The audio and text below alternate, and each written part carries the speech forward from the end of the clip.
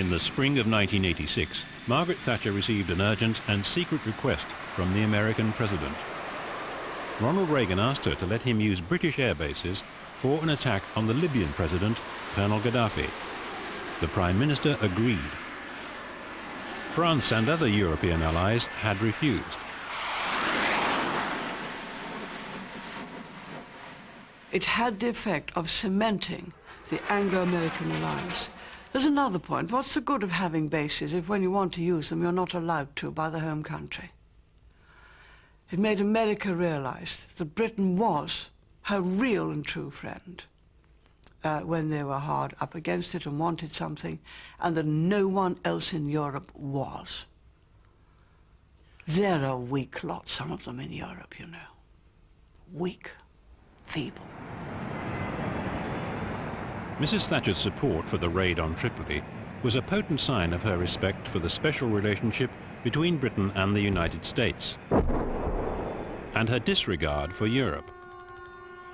But the attack in reprisal for Libyan terrorism caused deep unease on all sides in Britain. I opposed the bombing of Libya because it was a blatant breach of international law. It was an attempt to kill the ruler of a state with which we had diplomatic relations. It was also a failure, and it did us enormous harm in the rest of the Arab world. She did give the world the impression that when Reagan said jump, she would ask how high. Many of Margaret Thatcher's colleagues shared the Labour Party's hostility to the raid. They saw it as typical of the Prime Minister's disregard for cabinet government and her increasingly presidential style. Some learned of the raid only as the planes returned. The Libyan bombing came as much of a surprise to me as it did to anybody else. And as the news began to come through, I was in a quite difficult position because I didn't know what was going on.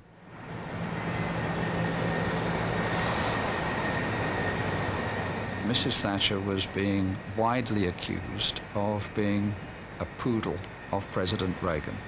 And I felt that if the operation were to be conducted at all, that it would have been wiser had British aircraft taken part in it as well, so that it would be a joint operation rather than one which could be shown, or one that could be described as us acting in a subservient role.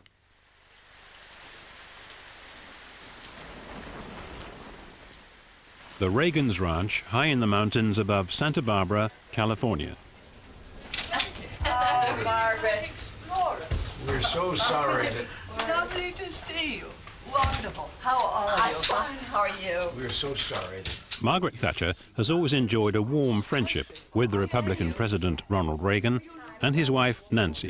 It was quite tiring last night, wasn't it? What? Quite tiring last Yes. night. Yeah. It was. Yes, it was. They share the same right-wing philosophy, a belief in the free market, low taxes, minimum government, and a strong defense. An American umbrella is compulsory for visiting America. Ronald Reagan had first been impressed by Margaret Thatcher when she was a junior minister in Edward Heath's government. And here. Lord somebody or the other came over to me there and he said, well, what did you think of our Miss Thatcher? And I told him in no uncertain terms what I did. And the last sentence of my remarks were, I think she'd make a magnificent prime minister. And he said, oh, my dear fellow, a woman prime minister? And I said, well, you had a queen named Victoria who did rather well. And he said, Jove, I'd forgotten all about that. When in power, the two leaders developed a diplomatic love affair, each one vying to outdo the other's praise. We share so many of the same goals and a determination to achieve them, which you summed up so well, and alas, I cannot imitate this wonderful American English accent. Based on the career that I once had before this one, You are a very tough act to follow.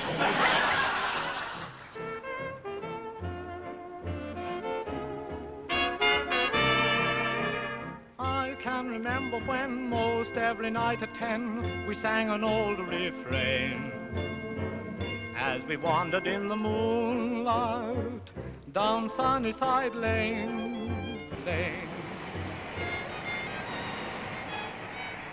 On a trip to the States in 1986, Mrs. Thatcher addressed a seminar on arms control. What followed was vintage Thatcher.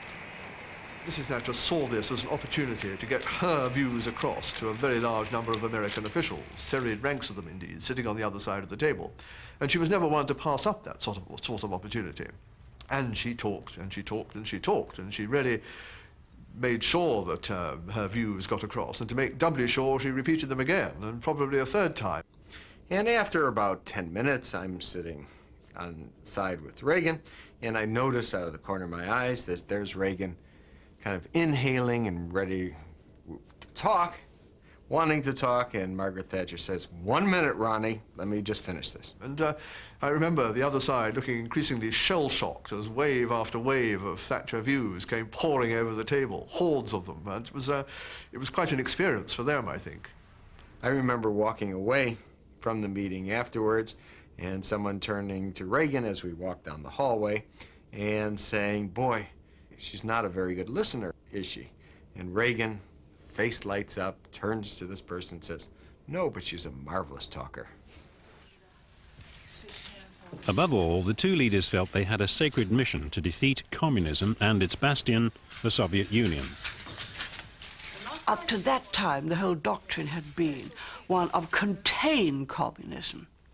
That wasn't enough for Ronald Reagan and me. We thought the free world was by far the best way to live, the free world under a rule of law. And we thought we should make it quite clear to communism that it could and would never win, and that we would go and fight the battle of ideas between what the free world had to offer compared with the dictatorship and tyranny and cruelty of communism.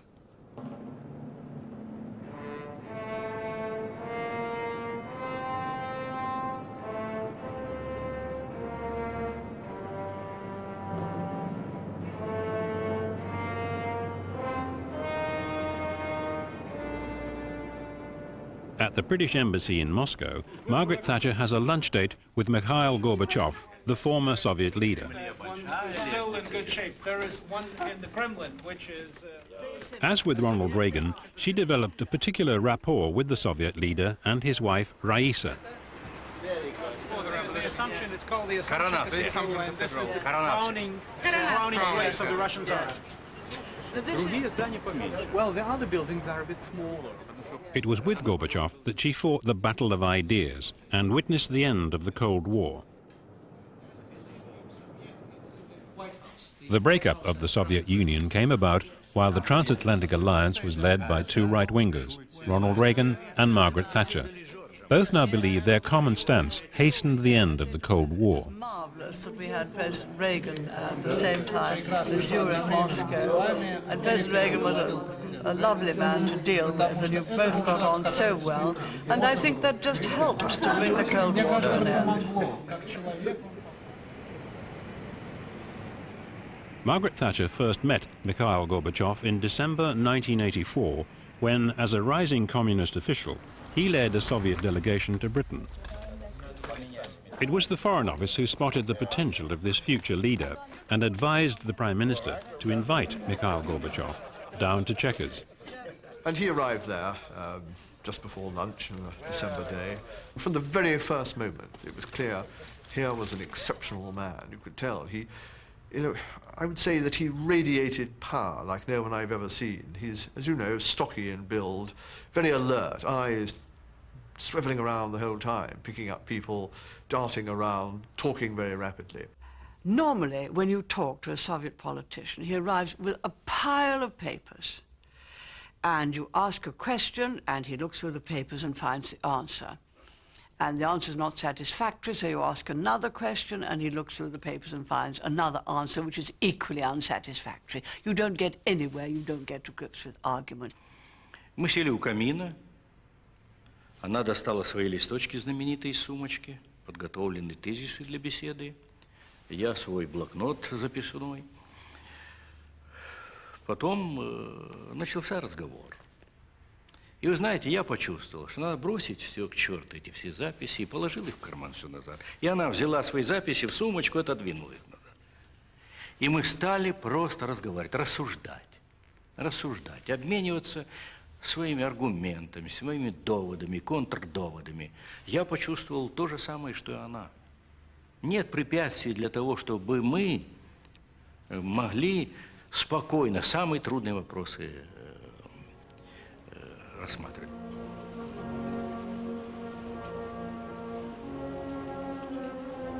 Within 3 months of the Chequers meeting, the Russian President Konstantin Chernenko was dead.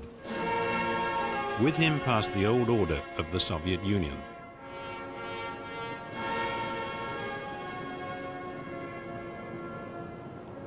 Chernenko was succeeded by Mikhail Gorbachev as the new General Secretary of the Soviet Communist Party. Gorbachev was determined to end the Brezhnev years of stagnation and, like Margaret Thatcher, to reopen East-West dialogue. The British cultivation of the rising Soviet politician was to pay large dividends. After the funeral, Margaret Thatcher made a point of reasserting her close personal ties with Mikhail Gorbachev.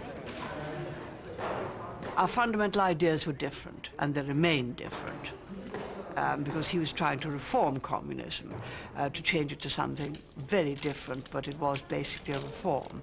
So the method, the argument, the debate, the getting to grips with the issues was the same. The fundamental beliefs were different. But don't forget, I got on very well with Mr. Gorbachev and said, this is a man I can do business with, a man the world can do business with. So did President Reagan. Well, she laid the foundation for what took place, that we both had had the experience of previous Soviet leaders. There were 3 in the first few years of my presidency, and I couldn't get along with any of them, but this was entirely different. She had a profound influence on President Reagan, and particularly in his approach to what he had characterized in 1981 as the evil empire. 5 years later, if Margaret Thatcher, his close colleague and philosophical soulmate, is saying, look, we can do business with this guy, that's very persuasive, I think, to President Reagan. In fact, I know it was because I was there.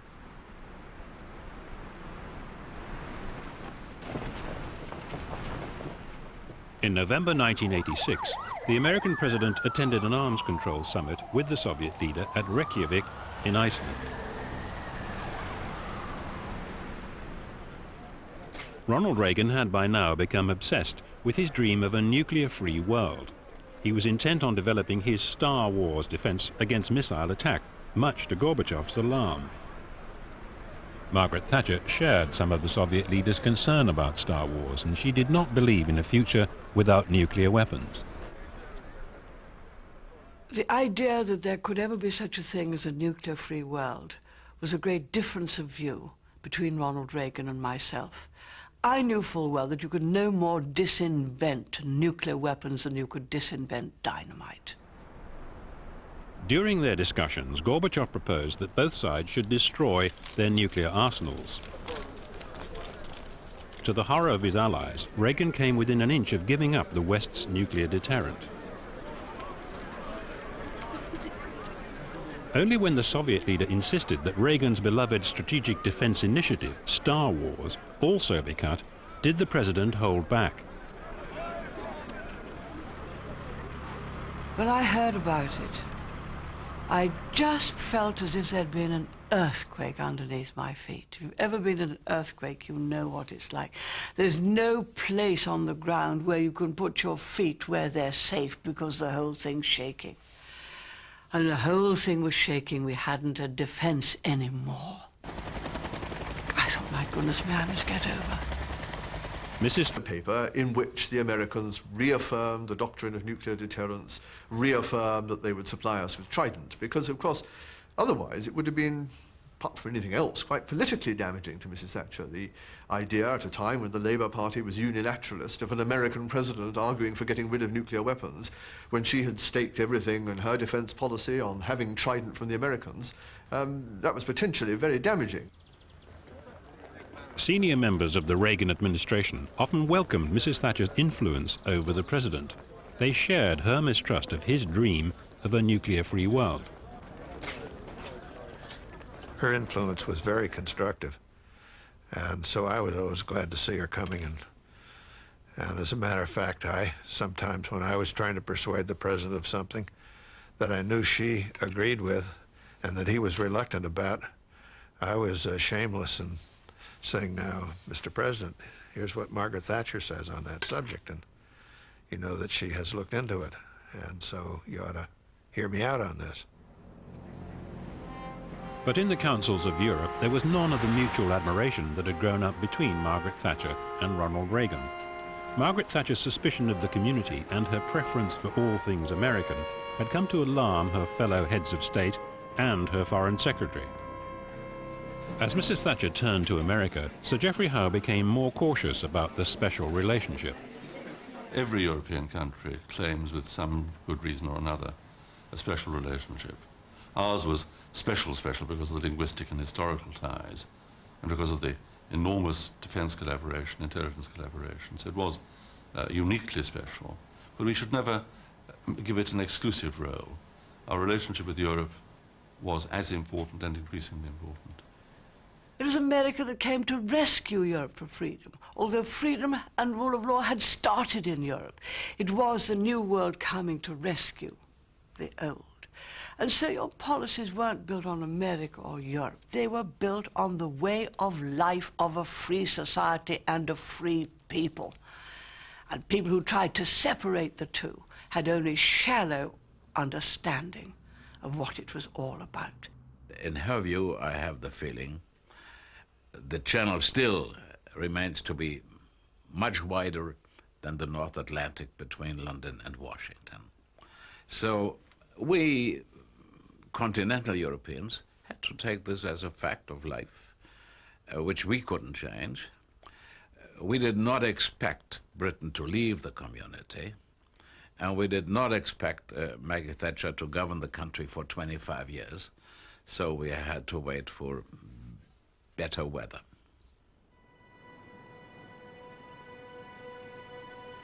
Shortly before the 1987 general election, Mikhail Gorbachev asked Mrs. Thatcher to visit Moscow, an invitation she eagerly accepted. She was always happiest when cutting a figure on the international scene, away from what she saw as the petty squabbles of domestic politics and the infighting of the European community. The visit also had the advantage of being the perfect springboard for her election campaign.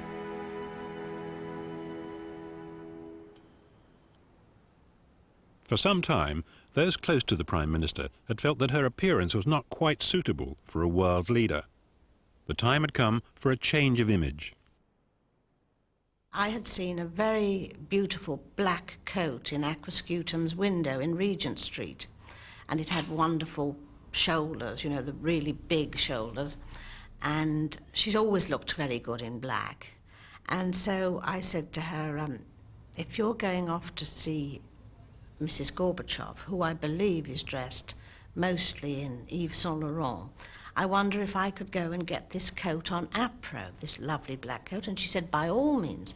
So I went up and got it, and of course I brought it back, and she looked absolutely stunning in it. She took with her the whole of the range of the Aquascutum latest models. And she wore these clothes magnificently. And the Russians adored the clothes and adored her for wearing them. Now that was pure feminine guile. She was not unaware that this was very helpful at home, especially if you've got an election coming up.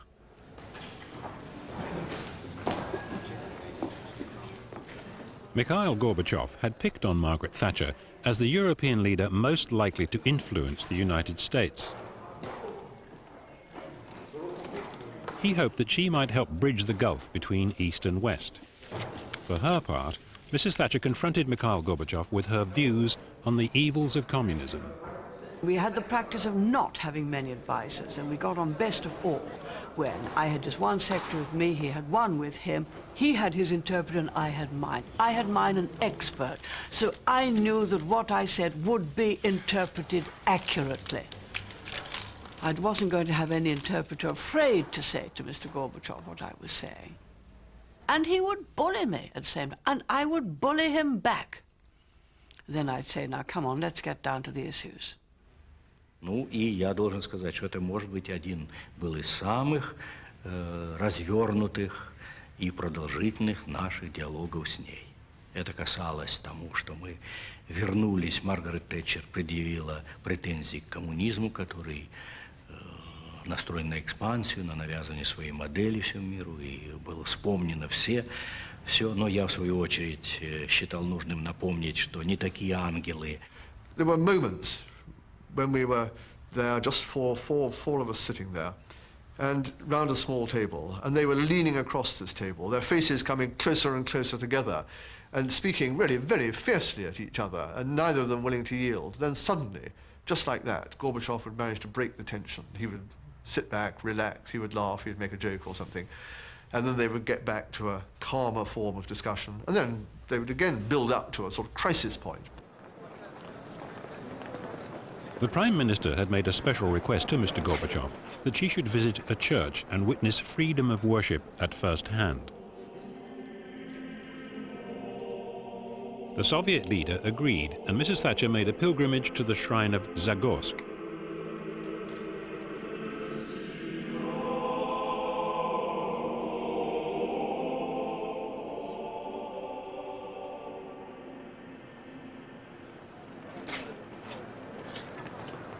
Я хотел, чтобы и люди наши видели наших западных партнеров, руководителей государств, что это тоже не какие-то, вот, понимаете, страшные люди, все время думающие о страшных планах по отношению к Советскому Союзу. Пусть послушают люди сами их.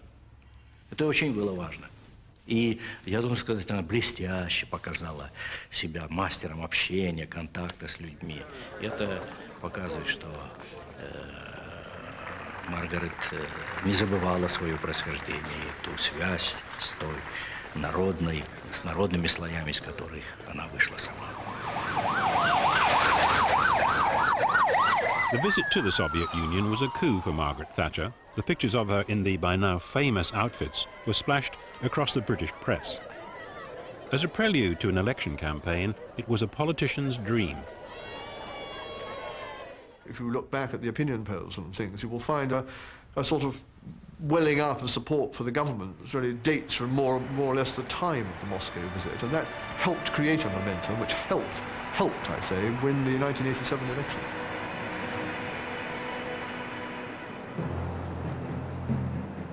Early in May 1987, the Prime Minister announced that she was going to the palace to seek a dissolution of Parliament and declared a general election on the 11th of June. Although from the beginning the Conservative Party was ahead in the polls, the election was not a happy one for Margaret Thatcher. She dominated her party and had become a leading figure on the world stage.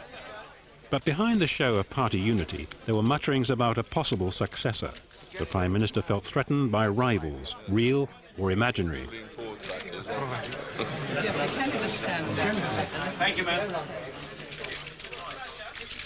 Most importantly, her relationship with the party chairman at Central Office, Norman Tebbit, was going through a rare period of coolness. Every Prime Minister, I guess like every medieval monarch, is wondering who has their eyes on the crown, who has power centres which could set them up as a rival. And I wanted to make changes at Central Office, some of which would have made it more powerful. She was ambivalent. She wanted Central Office to be extraordinarily powerful, a well-oiled machine once she'd called an election. But I think she was always concerned that it was another barony. She began to feel that there was a moment when Norman's interest was as much in promoting his own career as in supporting her. And I think if you start to feel like that your party chairman sees himself as a successor, then I think you have the seeds of misunderstanding and distrust. I don't think I saw as much of Norman as I would had he been a minister. I think that was probably one of the problems. When he was a minister, we saw one another very often. When he was chairman of the party, he came as Chancellor of the Duchy to a cabinet meeting. But I perhaps didn't work as closely together with him as we did as ministerial colleagues. That might have been a little bit of the problem, plus the fact that things were not going well at the beginning. Lord Young joined Norman Tebbit running the election campaign. The Prime Minister was concerned about Norman Tebbit's handling of the party's bureaucracy. David Young was her current favourite. He was a businessman whom she'd made a cabinet minister, and he was ordered to keep an eye on Norman Tebbit at Central Office. In the words of Nigel Lawson, the two generals spent as much time fighting each other as they did fighting the enemy. Very often when I was talking to David, as I did, about my own ideas as to what might be done, how we might handle things, initiatives that might be taken, when those ideas were at a very early stage, I thought that we were merely discussing those privately. I came to believe afterwards that he had been taking them to the Prime Minister and expressing them his own ideas. I never needed to do that once. No, that is nonsense, and I regret that he even thinks that, because that was certainly not the case in those days. Indeed, it was the other way around. The Conservative campaign got off to a slow start. One at a time. What do you want us to do? No, which one? The big one. Margaret Thatcher's election tour seemed designed more as a photo opportunity than a chance to meet the people. Indeed, it seemed a tacit admission by her party that she was more popular with the Russians than she was with the voters in her own country. Particularly in the later years, she was greeted almost everywhere she went as a sort of hero figure. I mean, huge crowds would turn out, and she got a very warm welcome. Foreign leaders certainly had a great respect for her view. And this was a great contrast, in a way, to how she was viewed in Britain. I suppose it's the old thing, the old adage of a prophet being without honour in his own country. At the end of the day, I think Mrs. Thatcher was more admired, more respected abroad than she ever was at home. David Young was in charge of Mrs. Thatcher's bus tours. Any other news? The party chairman, Norman Tebbit, thought they were a shambles. If I were to be running that campaign again, I would have taken personal control of the Prime Minister's tours. I think it was very clear that there was severe friction, that they were badly managed. There was one extraordinary occasion when she arrived for a series of great industrial meetings at a town where the factories were closed for the holidays, for example. I'm not going to go back into that sort of thing. If Norman wants to say that, he can. This is the crucial thing about an election campaign. He had lost her confidence. And in an election campaign, having the confidence of the Prime Minister is incredibly important.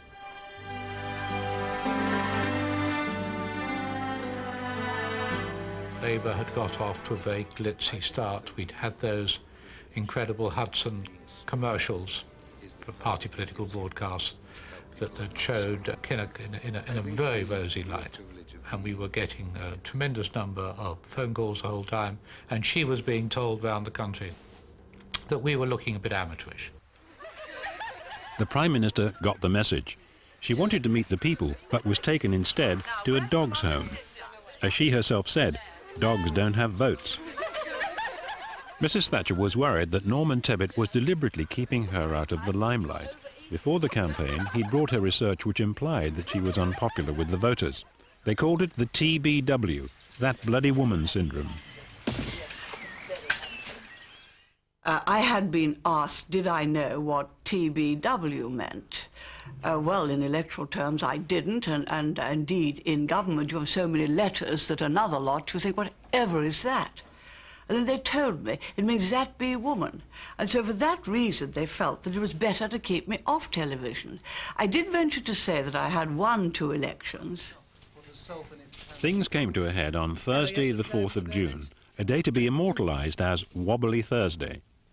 The Prime Minister was suffering from toothache, and she was too busy answering questions about private health to have it treated. Oh, I had that question on the phone in yesterday. I'm sorry you didn't listen to the answer. No, can't be everywhere, no, but you can listen. To make matters worse, only a week before Election Day, a poll had been published which slashed the Conservatives' lead over Labour. At an early morning meeting at the Conservative Party's central office, Margaret Thatcher responded furiously. Her demeanour at that meeting was unreasoning and unreasonable and close to hysteria, where it was impossible to put a point or even to be listened to. And it was quite clear that there was no point in saying anything. That same Thursday, the Prime Minister had to go through with a planned visit to a factory making diggers and a theme park, all the while anxious about the opinion polls.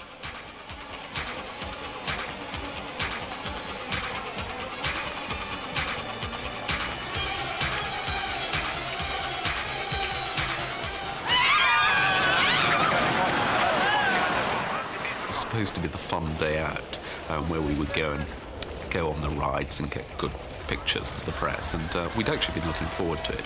But the atmosphere was terrible in that we were all waiting to see what this poll would bring in the evening. The Prime Minister was very apprehensive. She was not her usual relaxed self, and that was reflected throughout the whole of the team accompanying her.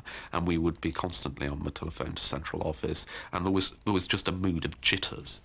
You can imagine how terrible I felt. And I heard one of the television commentators say, "That's it, she's downhill all the way." But one smiled one's way round and went round and saw everything and then got back to London. Now, at no time did they tell me that that had been a rogue poll, that it was absolutely out of keeping with all of the others, and I needn't worry about it. They just didn't tell me that. So I was worried.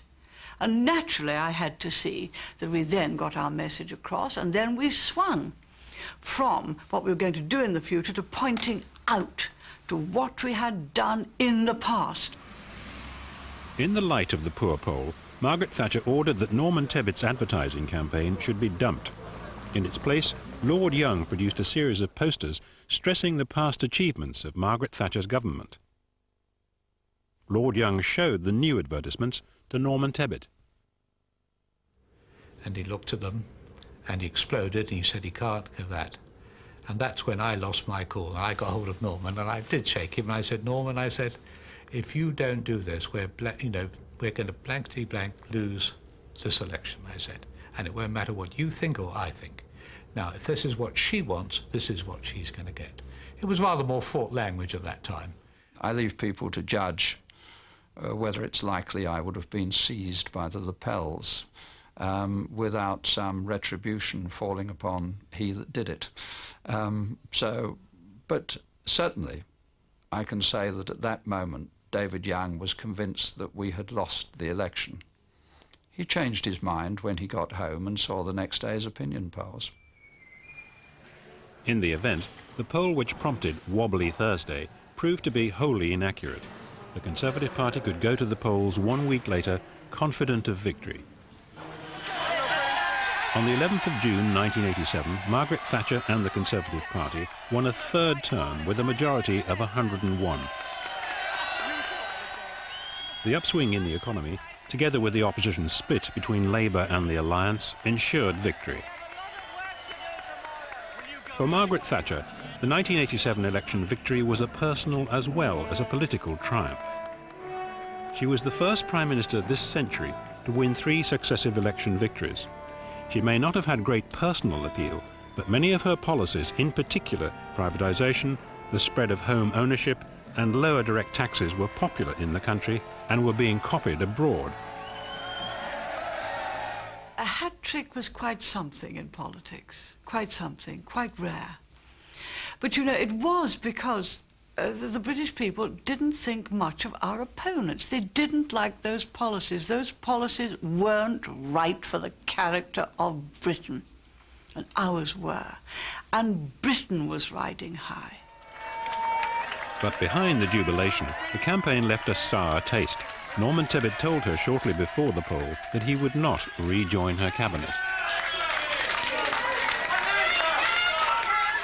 I think it's fair to say, as always, that if having been very close to a great leader and having been very loyal to that great leader, one finds that other advice is preferred, that one can feel a little hurt.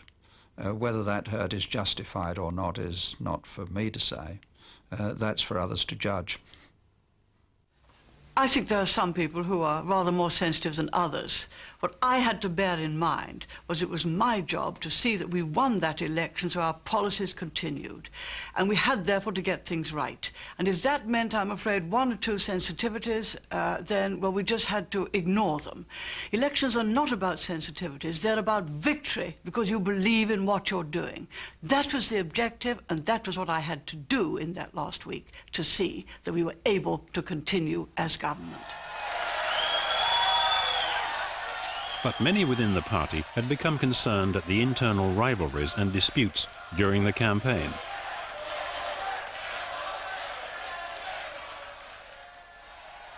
Some thought that the Prime Minister's manner, especially on Wobbly Thursday, was a sign that she'd served long enough. I was present at one of those meetings at Wobble Thursday, one of the early meetings,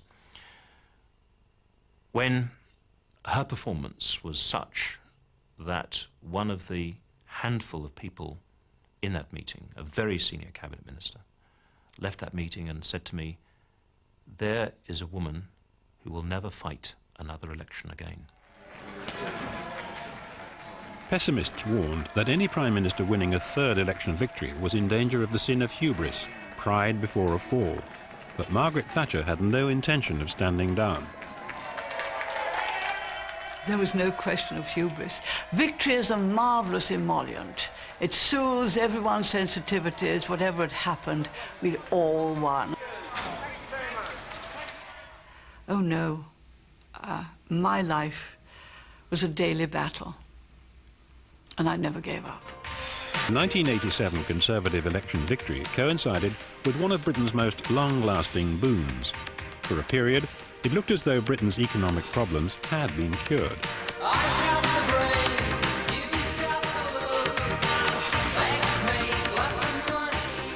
At the core of so-called Thatcherism was the policy of privatisation, the sale of state-owned assets to the public. But as consumption increased, so did poverty. The number of destitute and homeless on the Sitpur became poorer.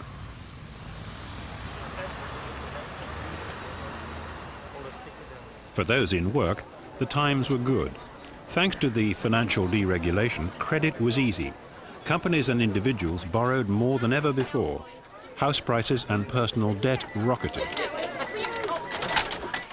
There was an enormous feeling of optimism in the country and in the economy and among consumers and among businessmen of a kind that had not been known in this country for a very, very long time. There was an excessive optimism, excessive expectations about what was possible. It was an area, if you like, in the right direction, because optimism is more desirable than gloom and defeatism. But nevertheless, it went too far. Since 1983, Margaret Thatcher's Chancellor, Nigel Lawson, had pursued Thatcherite policies with vigour. He cut and simplified taxes. He deregulated. He privatised. But his relationship with the Prime Minister was never an easy one, and their quarrels were to split Margaret Thatcher's cabinet in two. Nigel was secretive. I think he was a man of many complexes. He was also a man of many, many talents. Sometimes a very creative person will have also great drawbacks. But he did some very imaginative budgets in income tax, you know. He wrote the best budgets as far as style was concerned that we've ever had. And I always took the view that you've got to take the rough with the smooth. If you've got great talent and ability, then you've got to take some of the drawbacks with it. The results of Nigel Lawson's first budget seemed at the time unprecedented. The northern industrial wastelands, and promised to reclaim them for the Conservatives. But beneath the show of confidence, an argument over economic policy was undermining her government. For 2 years, the Chancellor, Nigel Lawson, had pressed for Britain's membership of the European Exchange Rate Mechanism, the ERM, to control inflation. At a crucial meeting with senior colleagues in November 1985, Lawson had urged Margaret Thatcher that the time was right for Britain to join the ERM. Almost all, bar the Prime Minister, had agreed. Well, I think, in a way, we all surprised each other by the extent to which there was near unanimity in support of that view. And I was perhaps not surprised, but dismayed by the extent to which the Prime Minister was reluctant to accept that, because it seemed to me that we were reaching a sensible, constructive point of decision. Sadly, of course, because we failed to take that opportunity then, we found it increasingly hard to maintain proper management of our own counter-inflationary policy. Margaret Thatcher, after putting up objection after objection, one after the other, to it, eventually said that concluded by saying, well, if you join the ERM, you do it without me. And there was a deathly silence. And then she left the room. Well, I knew that they were ganging up on me, and I knew that my own reasoning was right, and I was backed up by my own advisor. He wasn't there, but he'd put in a paper. And so I felt strong enough to say no. Thank goodness I did. We really should have been in the soup had I agreed with them and put it into action. I went back into number 11, and Willie Whitelaw and Norman Tebbit came with me. I asked them to. And I asked them whether they felt really that in those circumstances I should resign. And they persuaded me not to, and said sure that eventually she would come round to it. Ironically, of course, eventually she did, although that was after some years later, 5 years later, after I had gone, and when the time was no longer right. The Prime Minister was stiffened in her opposition to the exchange rate mechanism by her economic advisor, Professor Alan Walters, an academic teaching in the United States.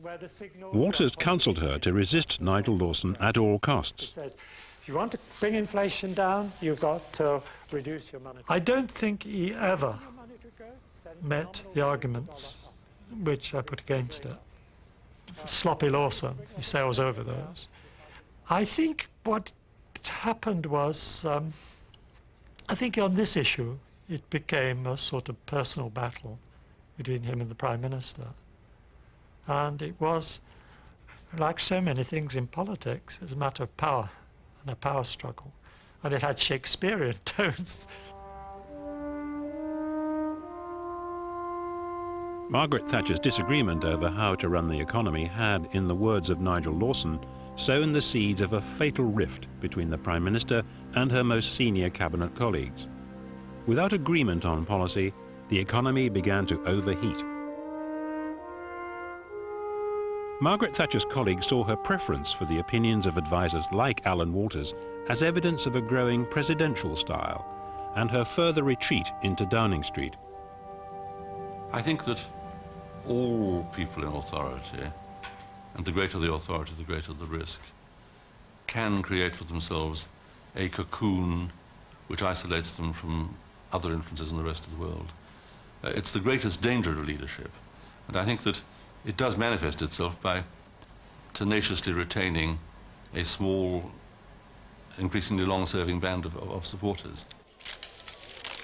Sir Geoffrey Howe was increasingly concerned about the influence of Charles Pole, the Prime Minister's private secretary. During their trip to Russia, it was Pole, not the Foreign Secretary, who was ever at her side, and it was Pole who went with the Prime Minister to the meetings with Gorbachev. As Geoffrey Howe and Margaret Thatcher grew apart on Europe, Pole's influence grew stronger. He became too closely personally associated with the Prime Minister's positions, and this exacerbated what is always a delicate relationship between the Prime Minister and the Foreign Office and the Foreign Secretary. And I think that it's another case where he was in that job for too long. The Prime Minister, who didn't read the newspapers, relied on Bernard Ingham, her press secretary, for a digest of the news. Many ministers felt that Ingham had an unhealthy relationship with the tabloid press. I'm sure that's all bunkum. I bet it's balderdash too. That's all right. Bernard Ingham would try and often succeed in influencing the line that the Sun took. And then he would then report that line and said, look, this is the view of the press, this is the view of the people. In fact, it was the view that he had given the Sun in the first place. And to some extent he could do that, although less so, with the other tabloids. And I think that it did give Margaret Thatcher a distorted picture of what was being said, and indeed very often what her colleagues were saying. Grow up is my attitude to that. It is fantasy. I just wonder how a Chancellor of the Exchequer can go through life as a member of the Cabinet and as a minister and hold that view. It's time he grew up. It is the most ludicrous fantasy. You try telling the Sun to print anything, and you look at the results of your trying to tell them to do so. You ought to have learnt that by now.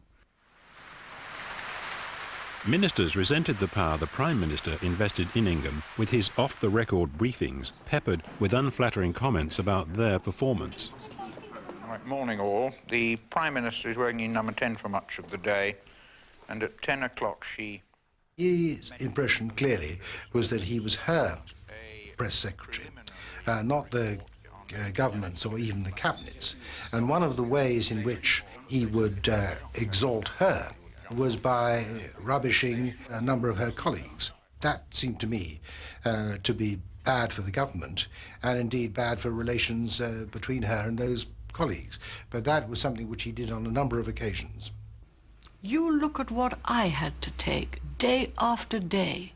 You look at the things about the attitude of Nigel Lawson and Geoffrey Howe, which found their way into the press day after day, about the exchange rate mechanism, about shadowing the Deutschmark. Oh, go and look at those. I never squealed.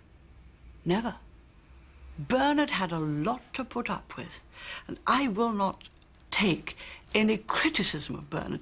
I could wish that every one of my ministers had done their job to the same percentage of excellence as Bernard did his.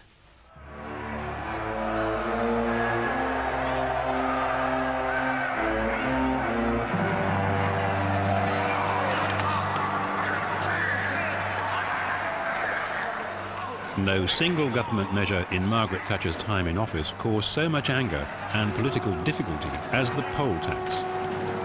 It led to rioting in the streets, but more importantly for the Prime Minister, the community charge never won the backing of her own supporters. I think on community charge, if the Cabinet had kept their nerve, we would have got it right. Of course, it takes some time in application of a fundamental principle to see that everyone has a fair deal. We were well on the way to getting that, and if they'd kept their nerve, it would have been all right. It broke all the sort of laws which Margaret herself not only believed in, but was normally better than anybody else at policing. It made people in a random way, and some of those who could least afford it, worse off. all the sort of middle-class strivers and savers were clobbered by the poll tax in that random way. What is more, it offended every political law because it actually targeted floating voters in marginal constituencies. Throughout her previous 2 terms in office, the Prime Minister had been at war with local government. She regarded councils, especially Labour ones, as overspending, wasteful and unaccountable. And she believed the rates, payable only by householders and businesses, to be fundamentally unfair. Why should people say, I can vote for this, more of this expenditure, ha ha, I won't pay a thing, and you will have to pay pretty nearly the whole increase. That was and is wrong. So we were right in principle, but we didn't have time to get it right. When she was asked about the poll tax, when she was asked critically about the poll tax, she would always defend it in theory. Now, you can make a theoretical case for it. It's not, to my mind, never was an overwhelming theoretical case, but you can make a theoretical case. What is quite clear is that in practice, it would be a disaster. At the party conference in 1987, the Prime Minister hailed the introduction of the new tax. And above all, the community charge will make local councils far more accountable to all their voters. But despite the show of unity, colleagues were not all behind her. In a secret memo, Nigel Lawson warned the Cabinet that the poll tax would be completely unworkable and politically catastrophic. He predicted that local authorities would increase expenditure in the run-up to the introduction. The Prime Minister ignored him. Sure enough, when councils sent out the poll tax bills, they were much higher than anticipated. Nigel Lawson refused to subsidise a tax he had opposed. The Chancellor actually had the answer to the fact that the community charge was too high available if he thought he could use it. We could have dealt with that by increasing the grant from the Exchequer to the local authorities. Nigel said he could not do that because he didn't want to put up public expenditure, but that was the way in which it was eventually dealt with. So the answer to Nigel was within his own possibility to find. Hi. Morning, sir. Hello. In 1989, Mrs. Thatcher appointed Chris Patten, an avowed moderate, as Environment Secretary. Another group. Mr. Patten, why do you think you've been given the job? Taking in front of the sign that says DO. His task, to sell the tax more effectively. Sorry to be unceremonious. Almost immediately, Patten tried to persuade the Prime Minister that, in his words, the alleged flagship in the Spithead Review was actually a fireship which was going to destroy the whole fleet. I went to see her. There were 2 private secretaries present. I said to her, I do not believe that it is possible to sell the poll tax in these circumstances. I just don't think we're doing enough. It was the only meeting I ever had with her where I didn't subsequently receive a note or a record of the meeting. Well, I'm not aware that he ever said precisely that, because he was a vigorous defender of it, of the dispatch box in the House of Commons, and made some of the best speeches, and it converted many people. I think it was regarded as being politically tricky to have a cabinet minister on record saying, if you'd prefer me to go, I will. I've tried. I haven't got enough money. I don't think this is going to do the trick. I'll battle on if you want me to, but I don't think we're going to be able to sell this.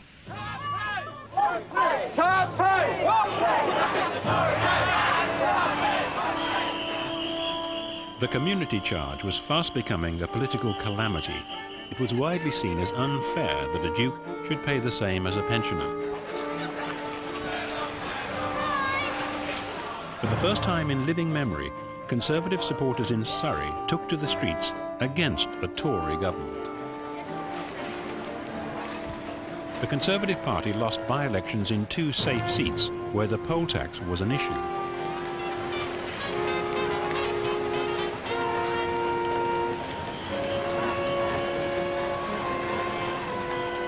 At Westminster, the charge became a focus of Conservative dissent.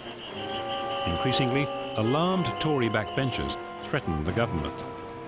Many Conservatives who were very anxious for her success nonetheless felt that this was a most disastrous piece of legislation, and she would insist on identifying herself with it in an almost perverse way, like calling it the flagship of the legislation. Well, I was irreverent enough to refer to it as the Titanic, and I think, on the whole, my nautical judgment was rather better than hers.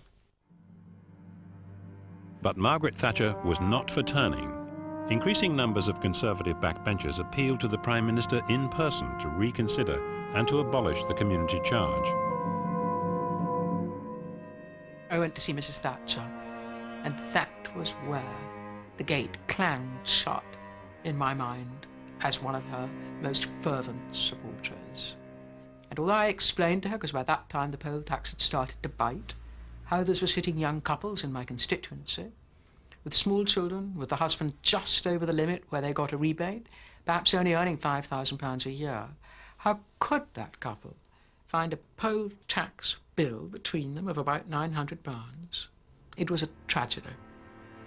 I think myself, had Mrs. Thatcher understood and be willing to do something about it, that the poll tax would have been withdrawn, and Mrs. Thatcher would still be Conservative Party leader now. For the first time in its history, steel gates were erected outside Downing Street to protect against terrorist attack. But the gates seemed to emphasize the Prime Minister's growing isolation. Behind them, she felt increasingly alienated from her colleagues. By that time, Margaret Thatcher had already retreated very much into her bunker. She began to distrust colleagues for one reason or another. It meant that she was actually removing herself not merely from her cabinet, which is dangerous enough, and allowing a gulf of some kind or other to emerge, but also from the party and from the to some extent, getting out of touch with the country as a whole. It may be that I was getting a little bit irritated that so many of my real initial kind of 6 strong men and true that I always knew that I had to have were getting fewer and fewer, and therefore I was having to bear a much bigger burden of seeing that the ship went forward in the direction in which we had always wanted it to go. So maybe I was getting a little bit testy because it was putting really much more and more on me to fulfill the purpose for which we were elected. Margaret Thatcher was beset by problems. The community charge, however much she backed it, was a political disaster. The economy was seriously overheating. The bitter argument about controlling inflation simmered on, and most gravely, a damaging split was opening with her senior colleagues over Europe. As time passed, many of her colleagues began to think the unthinkable, that she'd stayed in office long enough, and that the time had come to find a successor.